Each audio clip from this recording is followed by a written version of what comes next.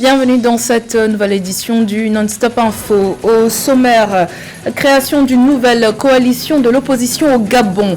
Le congrès des partis politiques de l'opposition républicaine et patriotique a pour ambition de peser sur la présidentielle de 2023. 5,7% de croissance économique, c'est le défi que s'est fixé l'exécutif égyptien pour l'exercice 2022-2023. Objectif qui dépasserait le niveau de croissance pré-pandémique de 5,6% atteint par le pays au cours de l'exercice 2019-2020.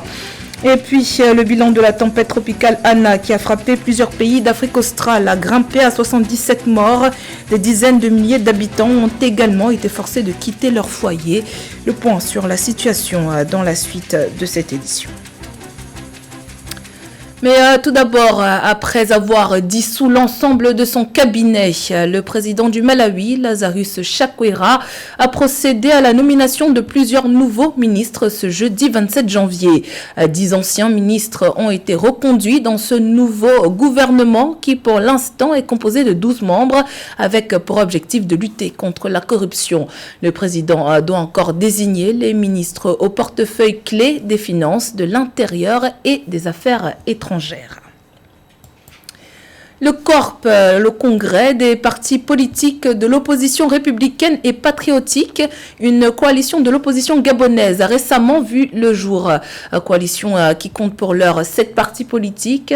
Si son poids est cependant jugé faible par certains analystes politiques, le CORP a pour intention d'imprimer sa marque lors du scrutin présidentiel prévu dans un an. Samantha Sabero. En vue des élections présidentielles de 2023 au Gabon, plusieurs partis de l'opposition ont annoncé la création d'une nouvelle coalition dénommée le Congrès des partis politiques de l'opposition républicaine et patriotique COR. L'annonce a été faite le 20 janvier 2022 par Bonaventure Zigou Manfumbi, le président et porte-parole de la nouvelle coalition.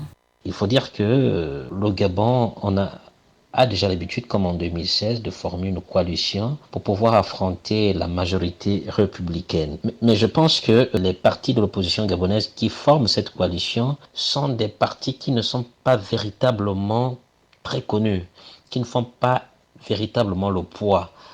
Les partis qui ont décidé de s'unir afin de peser face à la majorité lors des élections générales de 2023 sont l'Association pour le socialisme au Gabon, APGS, du Front d'égalité républicaine, FAIRE, de la Cause commune pour le développement du Gabon, CCDG, du Parti socialiste unifié, PSU, du Mouvement démocratique pour la justice sociale, MDJS, du Forum africain pour la reconstitution, FAR, et du Front démocratique et culturel, FDC. C'est souvent des stratégies pour certains membres de l'opposition pour pouvoir être appelés à la mangeoire de la majorité. Certains font du grand bruit parce que lorsqu'on regarde dans le quota de cette coalition, malheureusement, il n'y a pas de grand nom. Pour l'heure, la nouvelle coalition ne compte pas les grands partis de l'opposition gabonaise. Dans ce sens, certains s'interrogent sur le poids de cette union, tout en se demandant si lors des élections générales de 2023, la coalition aura son candidat. L'Égypte souhaite atteindre une croissance économique de 5,7% pour l'exercice 2022-2023 ainsi qu'un excédent primaire d'1,5% du PIB. Pour ce faire, le pays compte stimuler son activité économique dans le contexte de la crise du Covid-19 en mettant en œuvre un large éventail de réformes structurelles dans tous les domaines et en s'appuyant sur le secteur privé. Les précisions de Marine Tolo. Pour l'année 2022-2023, l'Égypte se fixe des objectifs d'atteinte d'une croissance économique de 5,7%. Cette croissance, selon les projections du ministère égyptien des Finances, sera fixée à 6% pour l'exercice 2024-2025. Pour atteindre cet objectif, le pays compte par ailleurs investir davantage dans les domaines du transport et renforcer ses systèmes d'exportation. Aujourd'hui, contrairement aux prévisions pessimistes liées à la pandémie, je pense que l'Égypte reste l'un des rares pays africains qui a enregistré une croissance positive.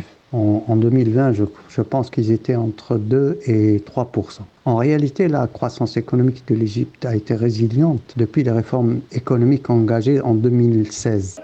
Pendant la première moitié de 2020, les exportations égyptiennes ont chuté de 6%, tandis que les importations ont perdu 21% selon la Banque africaine de développement. Ceci a, selon des observateurs, contribué à réduire le déficit de la balance courante à 3,1% du PIB en 2020 contre 3,6% l'année précédente. Ainsi, selon des observateurs, le pays espère s'inspirer de ses performances économiques antérieures pour rehausser son économie. Malgré les critiques qu'on peut lui faire, l'État joue un rôle essentiel pour booster l'investissement privé et promouvoir les exportations.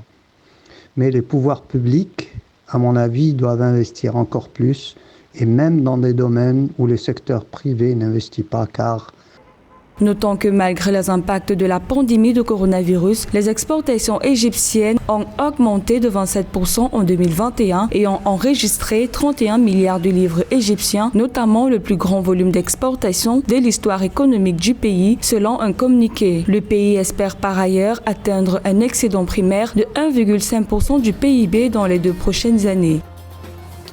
La tempête tropicale Ana fait plus de 70 morts à Madagascar, au Mozambique et au Malawi. Un bilan lourd qui fait suite aux inondations qui frappent des populations déjà hautement vulnérables. Sur place, vous allez le voir, certains ont tout perdu. Sarah Mohamed Moution. Le bilan ne cesse de s'alourdir. La tempête tropicale Ana qui a frappé Madagascar, le Mozambique et le Malawi a fait 70 morts. Sur place, les autorités gouvernementales et les services de secours des 3 pays sont toujours mobilisés afin d'évaluer l'ampleur de la catastrophe. Une tempête dévastatrice comme ici au Malawi. Au début, nous avons subi une forte tempête qui a emporté le toit. 4 maisons autour d'ici ont été détruites. Et ce cyclone a causé beaucoup de dégâts. Tous mes biens ont été détruits. Des dégâts considérables causés par les pluies diluviennes qui ont commencé la semaine dernière sur la côte qui borde l'océan Indien et dans le canal du Mozambique. Des populations entières ont tout perdu. Des milliers de maisons endommagées se sont effondrées sous le poids des litres d'eau. Le désastre est tel qu'au Malawi, le gouvernement a décidé de déclarer l'état de catastrophe naturelle.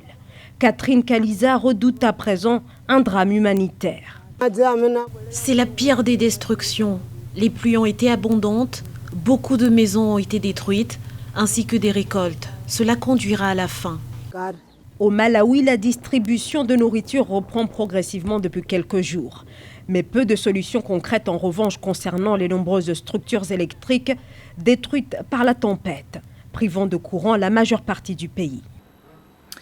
Également dans l'actualité, 627 écoles sont fermées dans la région de Tillabéri, à l'ouest du Niger, à cause de l'insécurité, selon un rapport du Bureau de coordination des actions humanitaires de l'ONU, ce qui affecte la scolarisation de plus de 60 000 élèves dans cette région. Mercredi 26 janvier, le bureau de l'OCHA au Niger a lancé un appel à œuvrer à un accès équitable à l'éducation des enfants au moyen de nouvelles stratégies pédagogiques. Frontalière du Burkina Faso et du Mali, la région de Tillabéri est confrontée depuis 2017 à des attaques armées attribuées aux groupes terroristes opérant dans le nord du Mali. Face à la recrudescence de ces attaques, le gouvernement a instauré l'état d'urgence dans toute la région. L'actualité sportive à présent avec un point sur la CAN 2022 qui se tient actuellement au Cameroun. Pour en parler, nous recevons sur ce plateau notre journaliste sportif José Douglas. Bienvenue José. Bonjour Corinne, merci. Et bonjour. Alors José, le match Côte d'Ivoire-Égypte, une affiche de finale qui a cristallisé toutes les tensions. Exactement Corinne, visiblement les supporters des éléphants n'ont pas digéré la défaite face à l'Égypte. La tension est montée d'un cran entre les 2 pays frères, la Côte d'Ivoire et le Cameroun, pays organisateur. Des bruits ont circulé sur de graves incidents à Koumassi en Côte d'Ivoire où il y avait un écran géant. On semble dire que plusieurs supporters camerounais auraient été agressés. Nous avons interrogé l'Ivoirien Guy Armambo. Alors non, je ne confirme pas l'information. Il y a eu des échauffourées à Koumassi, des chaises cassées, mais c'était plutôt des supporters qui étaient déçus. Il faut savoir qu'il y a une grosse communauté camerounaise en Côte d'Ivoire et dont moi-même ma meilleure amie que je salue. Voilà. Et les Ivoiriens, donc, qui ont du mal à digérer, je vous l'ai dit, cette élimination, c'est une énorme surprise et nous avons demandé à ce spécialiste, Guillaume Mamo, de nous analyser cette défaite. Je ne dirais pas que c'est un piège. La Côte d'Ivoire a joué par moments dominé. Et quand on dit se faire piéger, c'est perdre 2-0 ou 3-0. En fait, je pense que les gens attendaient trop de la Côte d'Ivoire. La Côte d'Ivoire a juste fait un match nul et puis il n'y a pas eu de chance, a perdu au pénalty. Alors, autre affiche, c'était Mali-Guinée équatoriale, qui a également été très palpitante avec un dénouement inattendu, José. Exactement, même scénario, Corinne, pour le Mali, une élimination sur au but et les Équatos, et je dis bien les Équatos guinéens se sont battus et ont prouvé qu'ils sont en plein progrès. Et il faudra sans doute compter sur le Zalang national en cette fin de compétition. Guillaume Mambo. Oui, et ce discours qui dit qu'il n'y a plus de petites équipes, je pense qu'il y a plusieurs facteurs qui font qu'une équipe peut arriver loin dans ce championnat-là. Tout simplement le manque de fraîcheur, aussi les automatismes. Là, la Guinée équatoriale, on peut remarquer que le capitaine, c'est quelqu'un qui a un fort caractère et qui a envie. Alors quand on joue une Coupe d'Afrique, il faut y aller avec le mental. Alors ce week-end, José, nous avons 4 matchs pour un ticket en demi-finale. Et avant de voir justement la journée de dimanche, voyons ce qui va se passer ce samedi 29 avec la rédaction. Le 29 janvier 2022, Cameroun-Gambie, premier match des quarts de finale de la Coupe d'Afrique des Nations. Depuis le début du tournoi, les deux équipes ont un parcours sans faute et identique de 3 victoires et 1 nul. Après le match Cameroun-Gambie, ce sera la deuxième rencontre des quarts de finale. Ce même 29 janvier à 20h, le Burkina Faso va rivaliser la Tunisie. Les Tunisiens ont gagné en confiance en éliminant 1-0 la meilleure équipe de la phase des poules, le Nigeria, qui totalisait 9 points sur 9. Les Burkinabés, eux, ont eu maille à partir en 8e de finale avec le Gabon. Et ce dimanche, Corinne, il y aura Égypte-Maroc à 16h et non pas 17h et Sénégal-Guinée équatoriale à 20h, heure locale. Alors José, que dit-on dans les coulisses de la CAN? Tout d'abord, le Sénégal qui avait rencontré le Cap-Vert, 2-0 pour les Lions de la Teranga en 8e de finale. Sadio Mané, souvenez-vous, avait été blessé par le gardien Vozinha, le gardien adverse. Leurs têtes se sont cognées. Les deux joueurs étaient sonnés. Mané a envoyé un petit mot sur Instagram en disant « Alam Dourila ». Donc je pense que vous avez compris, Corinne.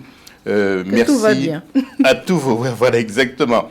Et puis Milovan Rajevac, le sélectionneur du Ghana, qui a été éliminé de la phase de poule, a été remercié. Et puis on a fait quelques analyses, des stats sur le Marocain Achraf Hakimi. Eh bien, Achraf Hakimi a cadré pour l'instant à 6 reprises. Il est le premier joueur à inscrire 2 buts sur coup franc dans une même compétition. Il a touché 315 ballons et a réussi 59 passes pour l'instant, donc de quoi le classer pour l'instant meilleur joueur de cette CAN. Alors José, jusqu'ici, je trouve que cette CAN est pleine de surprises. Nous avons droit à du beau football, de belles affiches et surtout, il n'y a pas de petites équipes, comme on le dit souvent, ne trouvez-vous pas? Oui, c'est vrai, avec à la tête de ces équipes de bons entraîneurs, pour la plupart. On a constaté aussi que la Guinée équatoriale a fait un énorme progrès. Parmi les équipes, il y a aussi la Zambie. Et on se pose la question, Corinne, est-ce qu'il ne faudrait pas augmenter le nombre d'équipes équipes africaines pour la Coupe du Monde après le Qatar? Écoutez ce que nous répond Guillaume Mambo. Oui, mais chaque année, on nous dit qu'il faut changer les choses. Moi, je m'adresse particulièrement à notre grosse star. On parle de Samuel Eto'o, Didier Drogba, Yaya Touré, etc., etc. Ces grands noms du football mondial, tels que Roger Mila. Ce n'est pas à nous de faire le combat, c'est aux journalistes, aux anciens joueurs. Alors, ça donne lieu de faire éventuellement peut-être un forum sur la question. Est-ce qu'aujourd'hui, c'est la priorité de la CAF? Est-ce que c'est la priorité du football mondial de mettre le football africain en avant? On le voit avec le moindre incident qui se passe avec la CAN au Cameroun. Même les propres Africains vilipendent le pays organisateur. Là, il y a un véritable problème. Alors, le Sénégal et le Maroc, deux grands favoris de cette CAN, vont essayer d'obtenir leur ticket pour la demi-finale ce week-end. Petit retour sur leur parcours dans la compétition. Des supporters en liesse au terme de la rencontre Sénégal-Cap-Vert remportée par les Lions de la Teranga 2-0. C'est ce que nous voulions. On a pu travailler pendant 4-5 jours, récupérer l'ensemble de notre effectif. Dans une rencontre où les requins bleus ont évolué en infériorité numérique en prenant 2 cartons rouges à la 21e, puis un autre à la 57e, l'adversité aura été de mise. Votre question, je suis très fier de mes joueurs et je sais qu'on va faire des choses. 2-1, c'est le score final qui a sanctionné la rencontre entre les Lions de Dallas du Maroc et les Flammes du Malawi. Je dois le féliciter, ça n'était pas facile, vous savez, depuis 2004, l'équipe Maroc a la difficulté.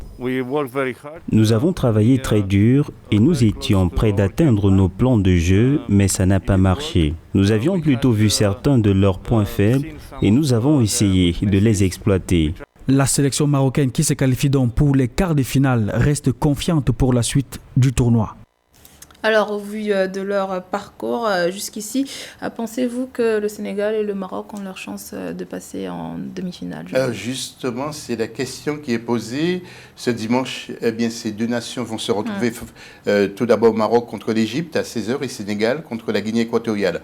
En cas de qualification, Corinne, ces deux équipes seront face à face en demi-finale avec une opposition de style et 2 entraîneurs qui ont du caractère. Vaïd Alilozic, vous le connaissez bien pour le Maroc, et le Sénégal avec Aliou Cissé. Aliou Cissé critiqué par certains médias car le jeu pratiqué par les Sénégalais en ce moment ne serait pas d'un grand niveau selon certains confrères, malgré l'excellent travail du sélectionneur des Lions de la Teranga. Verdict bientôt. Nos reporters se sont rendus au QG des supporters sénégalais pour prendre la température. On écoute. Ils sont infatigables et invaincus. À travers leur voix et leurs animations, les gradins vibrent de motivation rien que pour les Lions de la Teranga. Le 12e Gaïndé, c'est vraiment, comme on dit, le 12e Gaïndé, c'est au cœur du dispositif organisationnel, aussi bien culturel que sportif. Le 12e Gaïndé est un melting pot de fans des équipes du Sénégal, artistes pour la plupart. Je dresse les tables pour le petit déjeuner d'abord.